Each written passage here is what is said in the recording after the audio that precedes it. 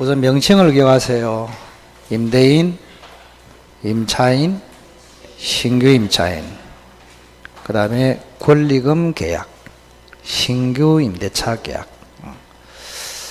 자, 그러면 을이 주인공인데 병으로부터 권리금 받는 것을 보호를 해줘야 된다. 그 취지거든요. 그러면 주로 이제 을이 권리금 받는 것을 방해할 수 있는 사람은 갑이다. 갑이라는 사람 보고 종료 전 6월부터 종료 시까지 4가지 행동을 하지 마라.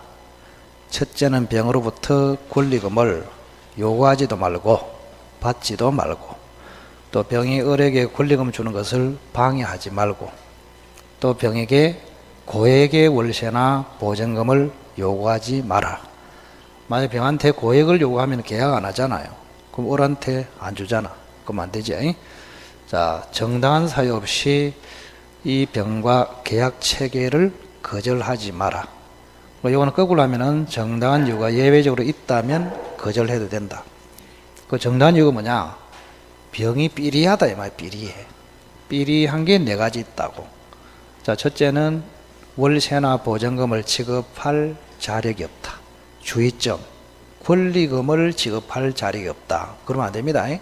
갑하고 병 사이는 권리금하고 상관이 없잖아요. 그죠? 월세하고 보증금을 지급할 자력이 없다. 그렇게. 그럼 2번은 뭐 제끼고, 3번은 뭐예요? 3번. 자, 우선은 갑이 지가 장사를 하고 싶어. 근데 을이 병을 주선했어. 그럼 갑이라는 사람은 일단은 병하고 계약 체계를 거절해 놓고 이제 임대차가 끝났어. 을이 나갔습니다. 그럼 얼마 동안?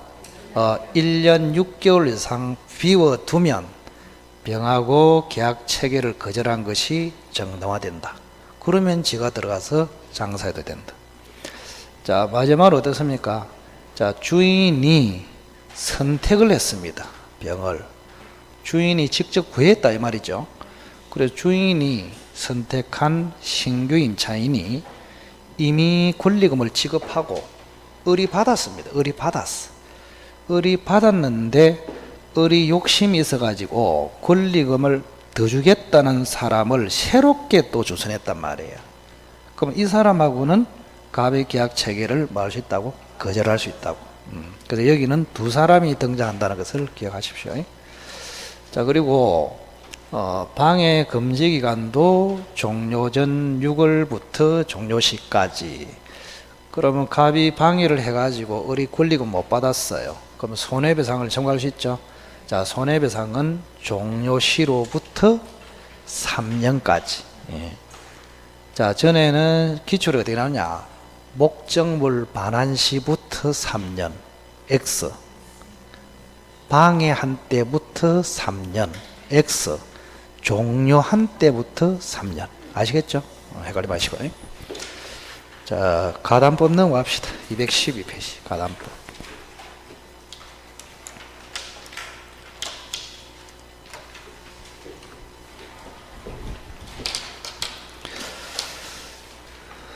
자, 가등기에는 뭐 올해 나오면은 반드시 맞춥시다. 가담법. 가등기 담보법. 자, 우선은 등장인물을 따라 한번 그려보세요. 갑이 집을 5억짜리를 소유하고 있습니다. 5억짜리. 근데 을이라는 사람이 갑에게 1억을 빌려줬습니다. 빌려줬어요. 빌려주고 갑의 집에 담보 목적으로 가등기를 합니다. 3월 1일 날 이렇게. 그럼 채권자가 누구예요? 채권자. 을이지. 을. 채권자. 갑은요? 채무자. 이렇게. 또 을은 뭐랍니까? 다른 말로 가등기 담보권자. 이렇게. 가등기 담보권자. 그럼 갑은 특별한 사유가 없으면 가등기 담보권 설정자. 이렇게 됩니다. 자, 채권자, 가등기 담보권자, 채무자, 설정자. 이렇게. 그럼 여기 이제 기본인데, 만약에 사람이 이제 늘어납니다. 요 집에 을이 들어오기 전에 요 A라는 사람이 돈을 빌려주고 저당권을 잡았어요. 5천만 원 빌려주고 이렇게. 그럼 을이 들어온 다음에 B라는 사람이 또 5천만 원 빌려주고 저당권을 잡았습니다. 이렇게. 자, 채무자는 갑인데 설정자는 갑 다시입니다. 이 사람 뭘 한다? 물상보정인 그죠? 자, 채무자 집이 맞아요. 근데 이 집을 갑 투다시가 사용권을 취득해 버렸어. 요거를 제3취득자 이렇게 부릅니다. 자, 등장인물이 이제 나왔네요. 그죠? 자, 을이 주인공입니다. 을 주인공을 기준으로 요 A를 뭐라 할까요? 선순위 권리자, B를 후순위 권리자, 요 세 사람을 채무자 등이라고 합니다. 채무자 등 이렇게. 자, 일단은 가담법이 적용되기 위한 적용 요건이 있습니다. 가담법의 적용 요건. 시험에 나오면 가담법의 적용 요건 요걸 출제하거나 귀속 청산 절차를 출제하거나 두 개 중에서 요게 30% 차지하고 70%는 귀속 청산이 차지합니다. 자, 첫째는 뭘까요? 소비대차. 소비대차상의 채권을 담보입니다. 소비대차. 그럼 요거를 다른 말로 뭐라 할까? 대여금 채권, 차용금 채무 이렇게 부릅니다. 대여금 채권, 차용금 채무. 그래서 매매대금 채권, 공사대금 채권 이런 거는 적용이 안 됩니다. 그 다음 두 번째 대물변제. 대물변제 예약이 있어야 합니다. 대물변제 예약. 세 번째는 채권자 앞으로 가등기를 하거나 이전 등기를 해야 합니다. 자, 가등기를 하면은 가등기 담보라 하고 이전 등기를 하면은 양도담보라고 합니다. 양도담보 이렇게 여기에 적용된다. 자, 그 다음 네 번째가 제일 중요하죠. 네 번째 예약 당시에 목적물의 시가가 빌려준 원리금을 초과할 때만 적용됩니다. 만약 여기 한번 보세요. 자, 을이 1억을 빌려주고 5억짜리 집에다가 가등기를 잡았죠. 그죠? 그러면 목적물의 시가가 을이 빌려준 원리금을 초과하고 있잖아요. 근데 만약에 을이 1억을 빌렸는데 9천만 원짜리 집에다가 가등기를 잡았다. 이때는 적용이 안 됩니다. 아시겠죠? 왜냐하면은 가담법은 폭리를 규제하기 위한 법이거든요.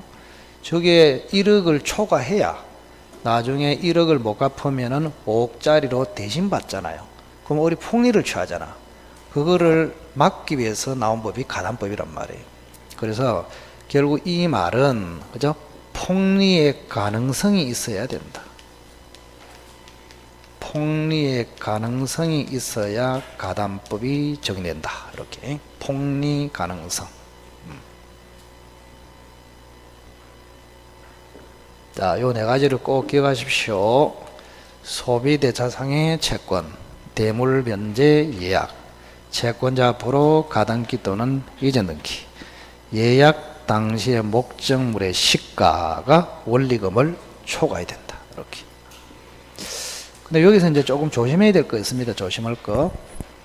만약에 여기에 선순위 저당권이 있잖아요. 그럼 선순위 저당권이 있을 때 계산을 어떻게 하느냐. 그죠? 목적물의 시가가 지금 5억입니까? 5억이죠. 근데 선순위가 5천원입니까?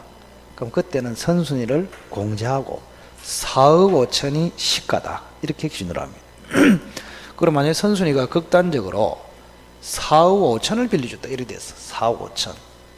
그럼 4억 5천을 빌려주고 저당권을 잡으면, 그죠? 요 시가에서 4, 5천 빼면 얼마예요? 5천이죠. 그 5천이 원리금을 초과해야 적용된다고. 그럼 초과합니까? 안 합니까? 안 하죠. 그때는 적용이 안 된다고. 그래서 선순위가 있으면 선순위 채권액을 공제한 가액, 이거를 시가다 이렇게.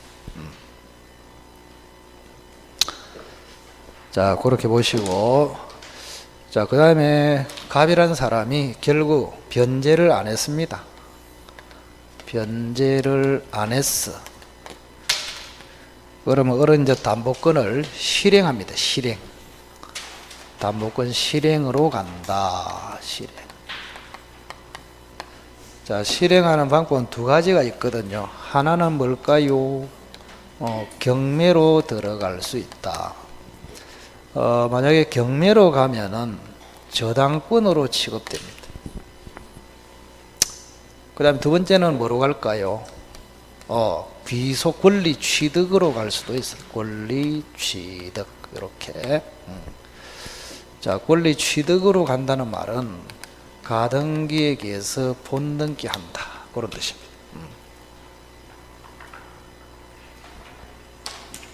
자, 여기서 기출이 됐는데, 가등기 담보권자을, 채권자을은 경매 신청으로 가거나 권리 취득으로 가거나 선택을 한다. 요 선택은 채권자을이 한다. 채무자가 한다. 이렇게 나온 적이 있습니다. 자, 경매로 가든지 권리 취득으로 가든지 누가 선택한다고? 채권자을이 선택을 한다. 그런 얘기. 그러면 요로 가버리면 권리 취득으로 가면은 폭리가 발생하네요. 맞잖아요. 그죠? 1억을 빌려주고 옥자를 먹게 되잖아요. 그래서 폭리가 발생하기 때문에 규제를 해야 됩니다. 규제.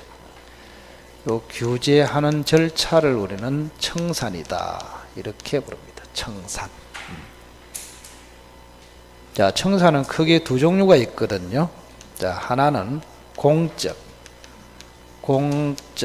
처분 청산, 사적 처분 청산. 그 다음에 뭐가 있을까요? 귀속 청산이 있습니다. 귀속 청산. 이렇게 크게 몇 가지 있다고? 세 가지. 근데 주의할 점은 이 공적 처분 청산이 경매입니다. 같은 말이에요. 같은 말. 응? 경매라고. 그리고 사적 처분 청산은 금지됩니다. 요거는 허용하지 않습니다. 그 결국에는 귀속으로 가거나 경매로 가거나 요거를 선택해야 된다. 그 말입니다. 그죠? 결국에는 권리 취득이라는 것이 뭐가 돼버린다? 귀속 청산하고 같은 말이 된다. 이런 이야기입니다.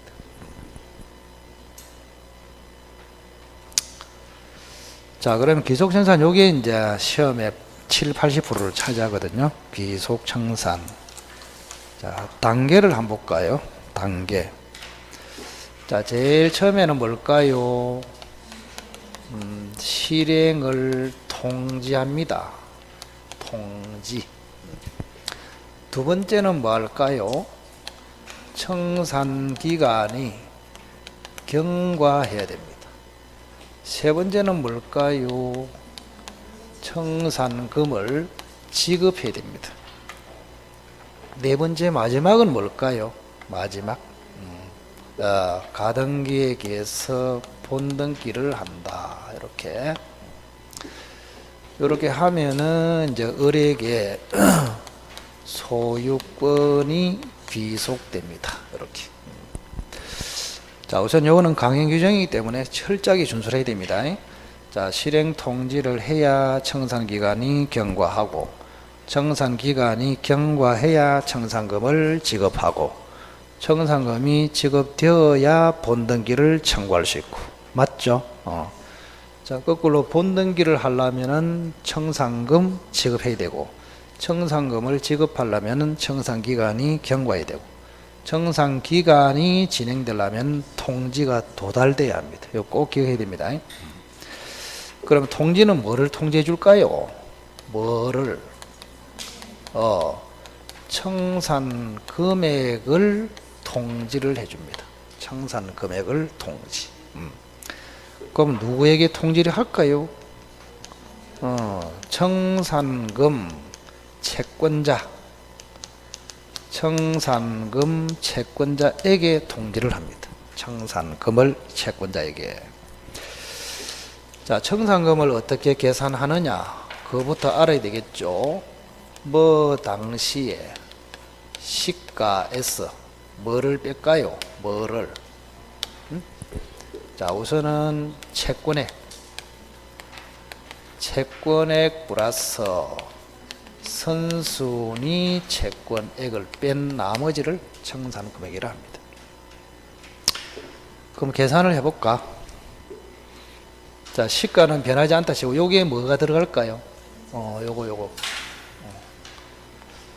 여기는 여기에 당입니다. 헷갈리지 마시고. 뭐 예약 당시에도 5억이고 통지 당시에도 5억이면 별 문제가 없죠. 근데 변화가 있을 수 있잖아요. 그래서 가담법이 적용되냐의 시가는 예약 당시, 청산금을 계산할 때 시가는 통지 당시의 시가. 그렇게 헷갈리지 마시고. 그럼 그대로 5억이라 칩시다. 5억, 그대로 5억이야. 5억. 채권이 얼마입니까? 1억이죠. 선순위가 얼마예요? 5천이네. 그럼 5억에서 1억 5천을 빼면은 3억 5천. 3억 5천이다. 요거를 객관적인 청산금액이다. 이렇게 부릅니다. 객관적인 청산금액. 지난번에 판례 시간에도 했지만, 자, 을이 주관적으로 나름대로 평가를 하니까 4억밖에 안 돼요. 요렇게. 그럼 4억이면은 여기 얼마 됩니까? 2억 5천이 되죠. 그죠? 이거를 주관적인 청산금액이다. 이렇게 합니다. 그러면 주관적인 청산금액을 통제도 괜찮다 그랬습니다.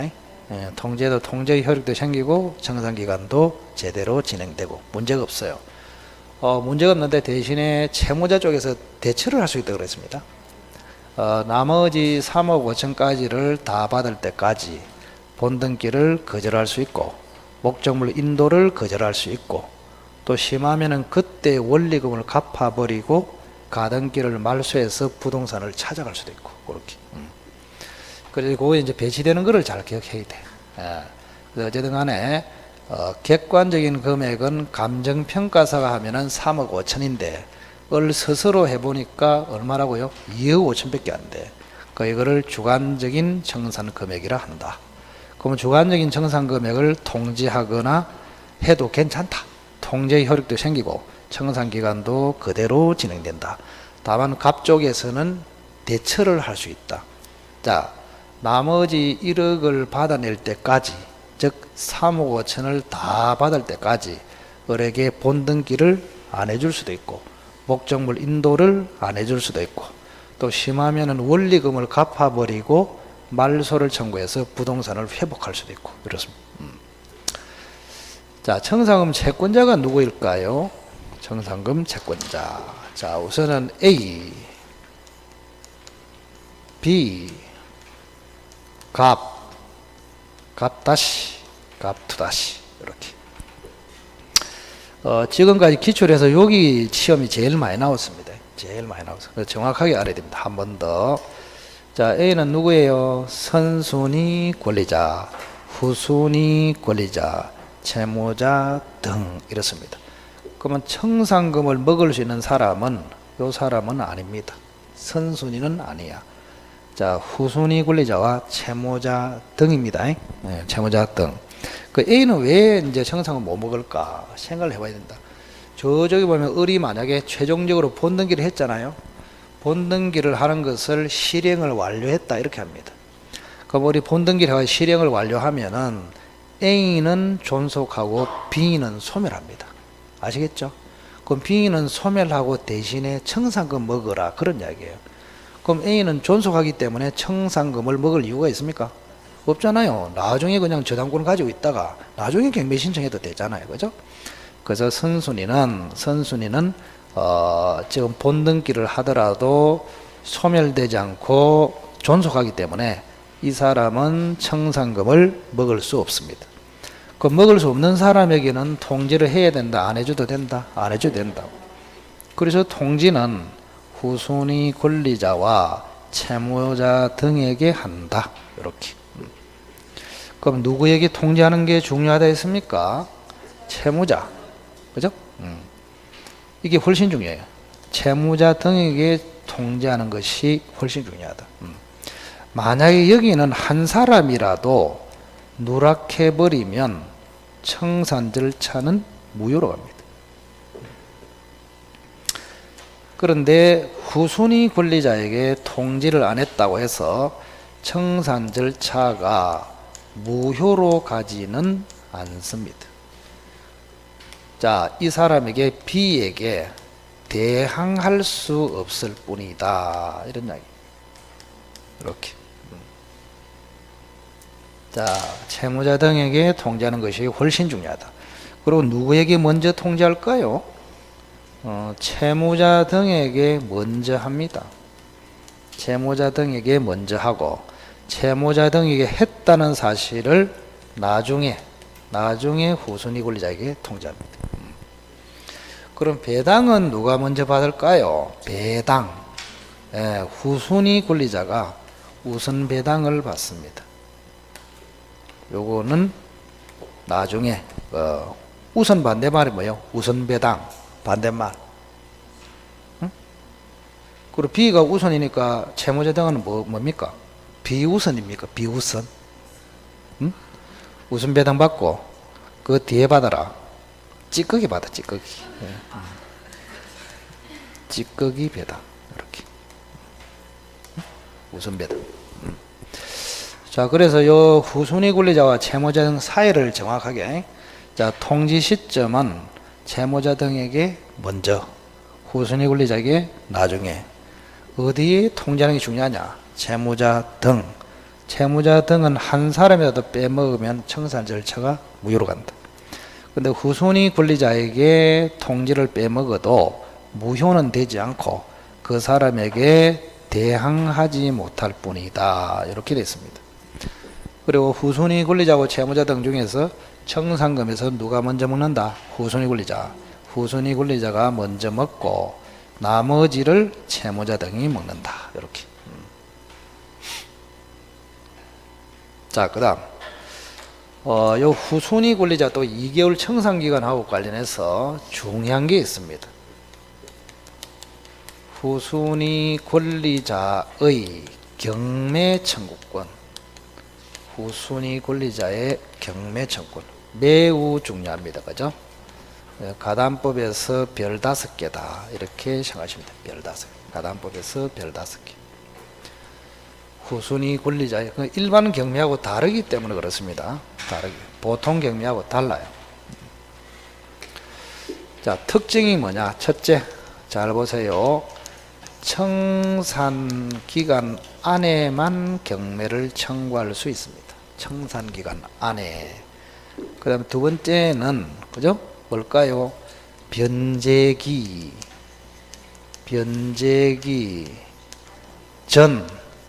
전이라도 할 수 있습니다. 변제기 전이라도. 원래 보통의 경매는 언제 합니까? 변제기 도래해야 하잖아요. 그죠? 근데 후순위 가담법에서 후순위 권리자의 경매는 변제기 도래 전에도 할 수 있어요. 특이하다, 특이하다. 그리고 여기 잘 보시면 청산기간이 경과하기 전, 요 말은 청산금을 지급하기 전, 이 말이나 결국 같은 말이에요. 자, 그러면 B가 경매를 청구해 버리면 청산 절차는 중지가 됩니다. 경매 절차로 바뀌어 버려요. 그래서 한번 생각해 보자. 지금 을이라는 사람은 드림이 있단 말이에요. 드림. 을의 드림이 뭐예요? 9억짜리 저 집을 먹는 거 아닙니까? 근데 후순위 권리자가 경매를 넣어버리면 을의 드림이 깨져 버립니다. 이게 굉장히 중요하다고. 자, 을은 지금 집을 취득하려고 그러고 B는 방해하려고 그런다면 서로 이게 딱 상충이 된다고. 자, 그러면 보세요. B가 경매를 청구한다는 것은 B가 청산금 통지를 받아보니까 지가 먹을 게 별로 없어요. 아시겠죠? 주관적으로 막 나름대로 억수로 낮게 평가해가지고 통지를 해주니까 B가 계산하니까 지가 먹을 게 별로 없어. 그러면 B는 신경질 나가지고 차라리 경매에 들어가겠다 이리 할 수 있다고. 그럼 B가 경매에 넣어버리면 어른 목표가 달성이 안 되잖아요. 그래서 결국에는 B의 경매 청구가 되냐 안 되냐에 따라서 을이 목표를 달성하느냐가 결정이 됩니다. 그래서 굉장히 중요하다고.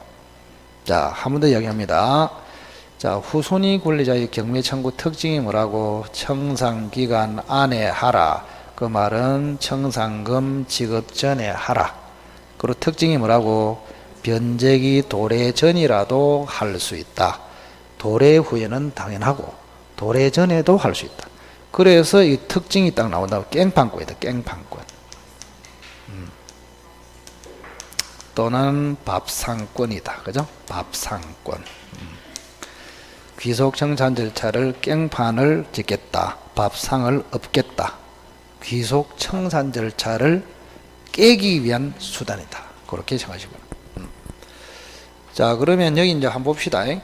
그럼 을하고 B가 이제 충돌이 되잖아요. 크게 써놨네. 을하고 B하고 충돌이 돼. 그럼 을은 지금 꿈을 실현하고 싶고 B는 경매로 방해를 하고 싶고, 그럼 그 기준이 딱 청산금 지급이란 말이에요. 이렇게 청산금 지급. 즉 을이라는 사람이 B로부터 경매를 당하지 않으려면 뭐 하면 됩니까? 청산금을 빨리 지급해 버리면 돼. 청산금을 지급해 버리면 B의 경매는 봉쇄됩니다. 못 하잖아요. 그럼 B가 경매를 빨리 하고 싶다. 뭐 해야 된다? 청산금 지급되기 전에 빨리, 2개월이 종료되기 전에 빨리 경매를 넣어야 되는 거예요. 아시겠죠? 그래서 을이 청산금을 먼저 지급했다. 그러면 을 쪽으로 가는 것이고, 또 B가 을이 청산금 지급하기 전에 신속하게 경매를 넣었다면 경매로 가는 것이고, 이렇게 돼버린단 말이에요. 그 충돌 현상을 딱 기억하시라. 자, 그 다음 또 채무자 등이 또 중요한 게 있다. 채무자 등. 채무자 등이 누구예요? 갑 다시, 갑 투 다시, 이렇게. 자, 이 사람한테는 뭐가 있느냐? 말소 청구권이 있습니다. 말소 청구권 제도가 있다. 요것도 별 5개입니다. 별 5개. 말소 청구 제도. 자, 우리가 단독으로 출제될 수 있는 게 후순위 저당권자의 경매 청구, 그 다음에 채무자 등의 말소 청구 제도. 말소 청구는 원상회복 제도다 그 말이죠. 아예 말소를 해가지고 부동산을 찾아오겠다 이런 뜻입니다. 말소 청구 제도. 우선 첫째 주의할 것, 주체. 누가 할 수 있느냐? 채무자, 이름 틀렸습니다. 채무자 등. 아시겠죠? 채무자 등. 그럼 물상보증인 제3취득자는 말소 청구를 못한다. 그럼 X라고. 주체는 채무자 등입니다. 채무자 등이라고. 주체. 그 다음 두 번째, 어떤 요건을 갖춰야 되느냐? 자, 요것도 청산금 지급 전에만 할 수가 있습니다. 청산금 지급 전에. 근데 청산금 지급 전이라도 예외적으로 할 수 없는 경우가 있습니다. 말소 청구가 안 되는 게 있다고. 요거는 두 가지를 좀 외워야 됩니다. 하나는 변제기로부터 10년이 이미 경과했거나, 두 번째 선의의 제3자가 이미 소유권을 취득했거나, 이렇게 두 가지.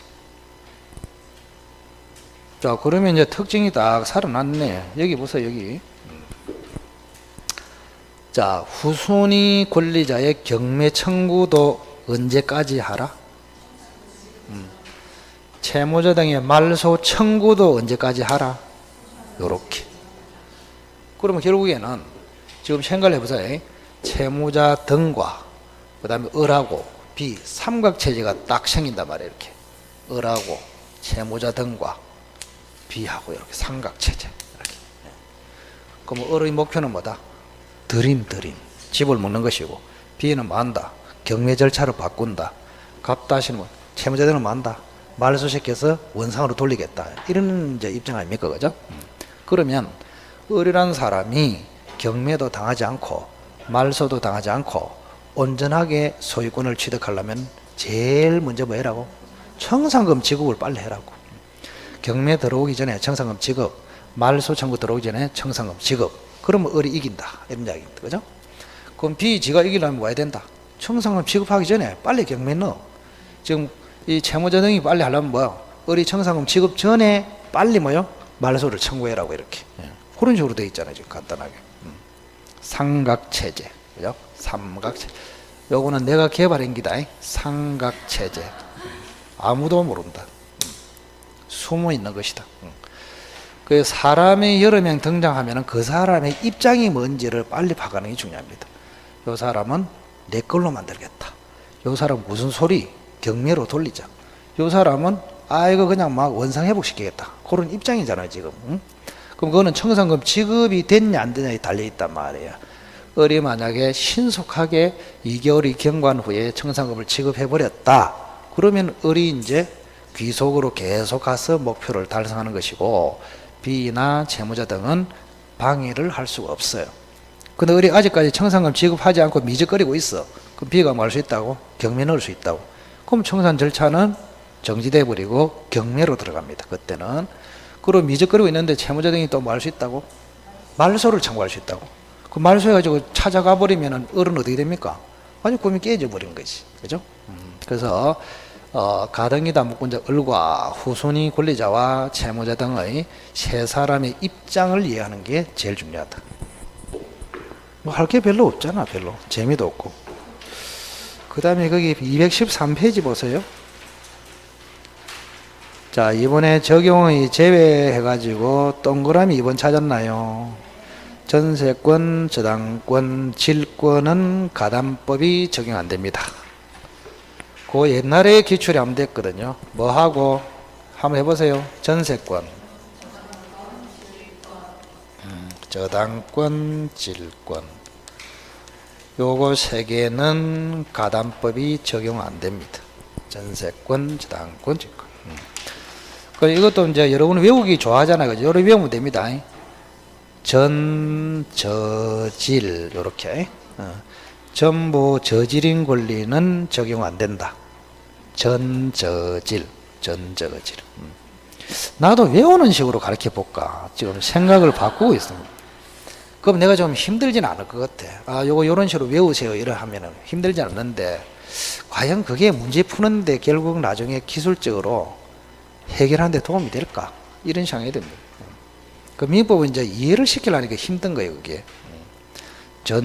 나는 이거 안 해도 되거든. 왜? 너무나 당연한 소리야. 가등기 담보는 담보잖아, 담보. 요것도 담보. 전세권도 담보의 성질이 있거든. 담보. 담보권 위에 또 담보를 잡는다. 그런 도란 사람이 어디 있습니까? 그죠? 자, 전세권, 저당권, 질권에는 가등기 담보권이 적용되지 않는다. 그렇게. 자, 할 게 별로 없다. 그 다음 뭐를 보느냐. 자, 215페이지 한번 보세요. 215페이지.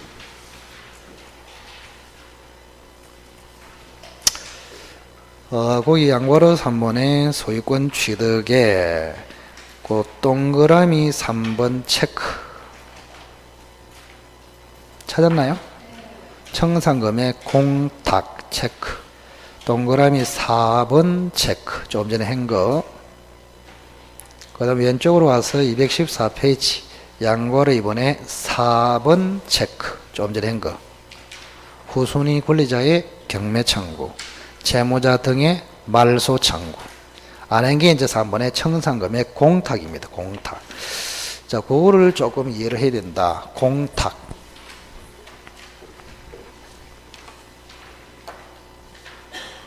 이제 안 더워요?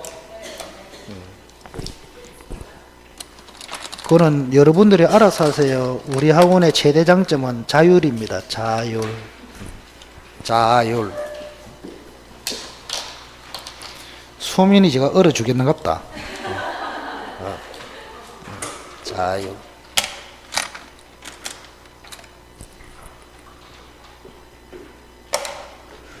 참, 그러고 보니까 지금 오늘의 마지막 강의네. 어여, 벌써 그래 됐습니까? 그럼 다음 주에 7월 달이네? 7, 8, 9, 10.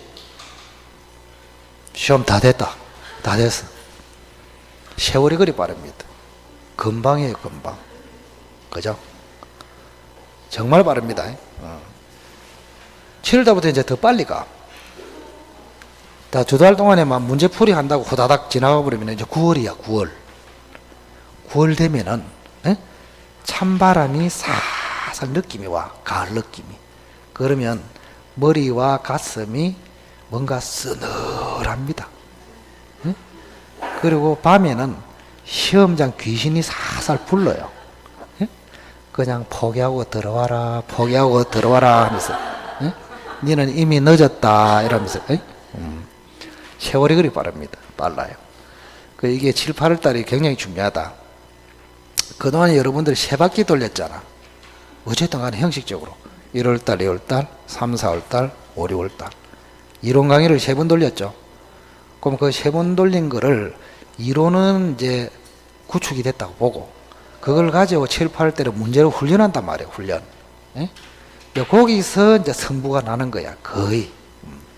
그거를 잘 따라가면은 점수가 이제 8월부터는 막 나오기 시작해.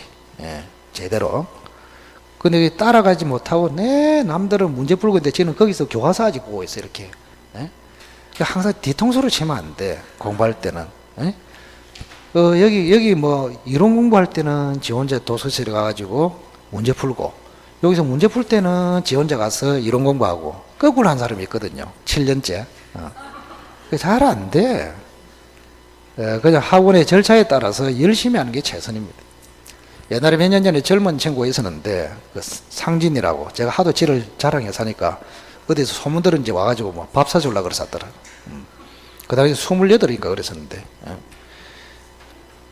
근데 이제 거기, 그때 그 팀에 지금 3년 전인가요? 4년 전인가?